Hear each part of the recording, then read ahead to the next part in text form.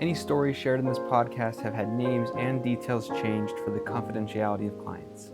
Any resemblance to someone real is coincidental. Hello everybody, thank you for joining us for today's episode. Today we are going to talk about why therapy doesn't work if your therapist's caseload is too high. This is a really common problem in the world of therapy, is taking on these enormous caseloads, which probably roots in other problems, but why is that? How does that affect my therapy if my therapist has so many other clients? I've thought quite a bit about this just because as a therapist, I want to be as effective as I can be for my clients. And there are things that make me less effective as a therapist. One of them being when I am seeing too many people. And like you said, well, why is that a problem? Because at some point I've listened so much that like my patience level is less. Right? And I start to feel burned out and I start to have less compassion. Sometimes we call this compassion fatigue. All of these things run out because your therapist is a human. And so if they're working too much, just like you, if you are overworking at your job, would you at some point become less capable, less efficient? Yeah, you would. Maybe I haven't been in the field long enough to experience it like on the big scale, but I notice it even on days where I feel like I have seen too many clients. Like sometimes when I have like an 8 or 9 client day, by the end of it, by my last client, I'm like, it takes a lot of effort to focus and to listen and not let my mind wander off. It's almost like whatever muscle in my brain like allows me to like listen and respond and pay attention is just like worn out. My experience has been when I see too many people. Well, first of all, before I get there, do you think that clients wonder about that?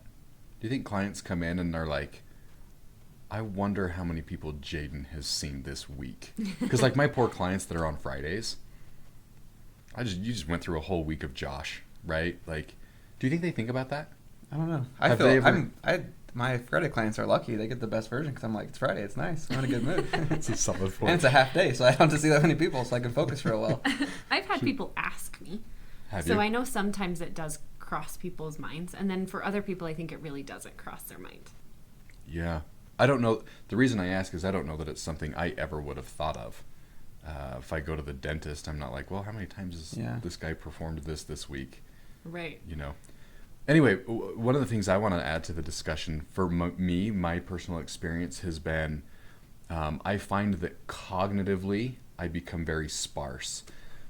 I think a lot of the things that we teach clients, lately we've been talking a lot about validation.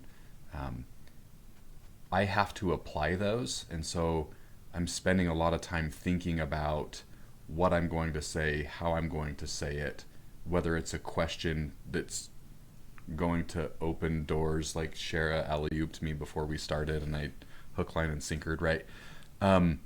Sure did.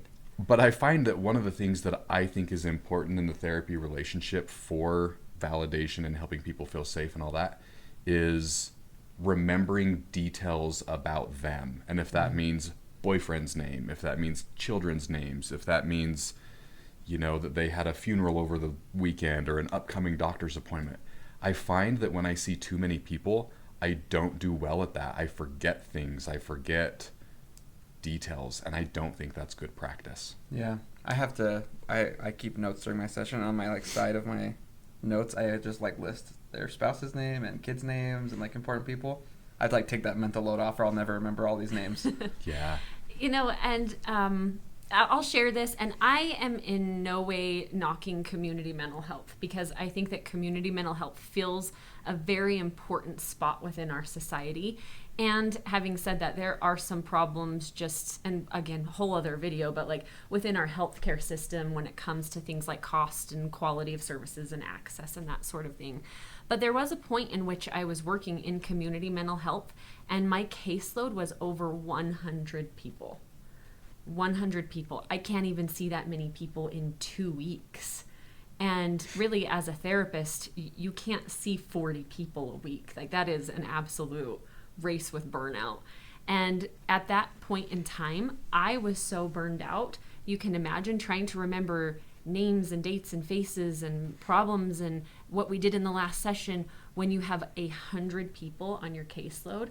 just becomes like this huge feat that I really couldn't. I got to the point where I couldn't manage it. And I would sit in session with a client and I would feel like I was meeting them all over again for the first time, because it had been 3 or 4 weeks since I'd seen them last, and I'd only seen them one other time, and their story sounded so similar to 10 other people I'd seen. And I knew when I was doing that I was being pretty ineffective as a therapist, and not for my lack of trying. Yeah, that's the part I was going to bring up that I notice is one of the main issues with having too big of a caseload is just like, if you're on the client end of that, the frequency of your treatment will probably not be enough. I know, having like tuned my schedule over time and figured it all out, I usually, what I figured out is I can keep pretty much 50 active clients, and that's from people I see every week, every other week, and sometimes once a month. There's like about 50 of those people in that pool. Anytime I go above that, I start not being able to get people in when they want sessions or get them in as frequently as they would like. And so if I can keep around that number, otherwise not only do I feel ineffective, maybe like burnout wise, but that I'm not able to get people in at the frequency they need to have like actually effective treatment. Right. So if you're a therapist watching this video, this is a good time for you to think a little bit about how big your caseload is and if that's actually good for your clients and good for you. And then I would say, if you're a client that's listening to this, one of the things that maybe would help you gauge some of this is, can you get into your therapist? Are they calling out sick all the time? Because if that's happening, that's another sign of burnout. I mean, everybody gets sick some. So like, just because your therapist is sick doesn't necessarily mean their caseload is too big. But if that's happening a lot to you, you can't get in, your therapist is sick a lot, then you might want to be asking yourself, like, does this therapist maybe see too many people? If that's the case, what would you recommend that they do? Do you recommend that they ask their therapist that? Do you recommend that they find a new therapist? Well, and I think all of these things that we talk about are about troubleshooting why you're getting stuck in therapy, right? Why you're not making the progress that you need to be making. And so if this is something that you're concerned about, maybe you do ask your therapist, hey, how many clients do you see? I noticed that it seems like I can't get in as frequently as I need to. Is there a reason for that? And if your therapist can't give you answers that make sense to you, or they're telling you that they see, 40 people a week or more, then I think that maybe that's a good time for you to say, I need to switch therapists. Yeah. Yeah, especially as you said that, the thought that occurred to me, I hate having to say no when clients need something. And so like yesterday, night before, there was a phone call that came in from a lady that came to my number that wanted to bring herself and a couple of children to the practice. And they weren't specifically requesting me, but my thought process is there's no way I can accommodate 2, let alone 3, and probably not even 1. My point in sharing that is I hate when I have to say no. So keep in mind that us clinicians, we might say yes when really we should be saying no. Right. But that's your therapist has a problem, not a you have a problem. Yeah. Right? Yeah. I think that should be the first line of this, is hopefully your therapist recognizes what their limit is as far as how many people they can see effectively, and they stop themselves there. But that's maybe a whole other complicated topic when it comes to right. Sure. healthcare and reimbursement and things. Yeah, but if they don't, then you as the client may have to say, hey, look, I think my therapist is burned out and seeing too many people, and maybe that's why I'm not making progress. Maybe I just straight up need to try something else. Yeah, I think so. All right, well, hopefully this video was helpful. If you have any questions, we'd love to talk in the comments or make a video about any really good questions, so leave them below and we'll see you on the next one. Thanks. Bye.